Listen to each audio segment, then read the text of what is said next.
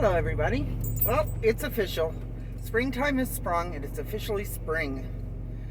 Now, for most of y'all that means things like spring cleaning or switching up wardrobes, looking forward to less snow. It just depends on where you are in the country. Now, in the trekking world, it means something completely and totally different.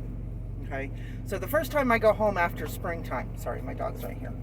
First time I go home after official spring, I have to change up my wardrobe, yes, but I don't put away all of my winter clothes because there are places in the country where it still snows after spring.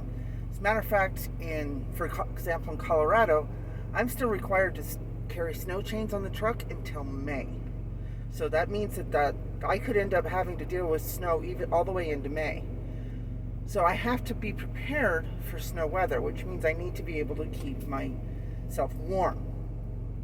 But I also have to prepare for summer weather for places like Phoenix, where they start seeing temperatures in the 80s and 90s. So I have to prepare for that. So spring actually means that there's a lot more clothes in this truck. But I do get rid of what I call my deep winter clothes.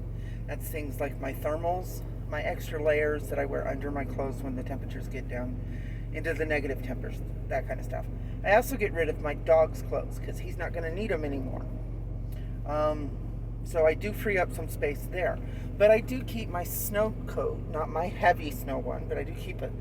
I have multiple coats. I have a heavy coat, I have a light coat, I have my snow jacket, I have my hoodies. I do change out some of my long sleeve shirts for short sleeves and 3/4 sleeves because temperature can be chaotic when you drive trucks in the springtime. Temperature, weather, that's also when construction starts picking up. So I have to be able to keep up with changing road conditions, changing construction, changing roads altogether. They'll close roads for bridge replacements or any kind of number of things. So I have to keep up with that. So that's where my trucking apps come in very, very handy. So I make sure to update those. I also update all of my electronic devices. I update my phone, I update my GPS, I update my laptop, my tablet, all of that. Actually, I do that every quarter.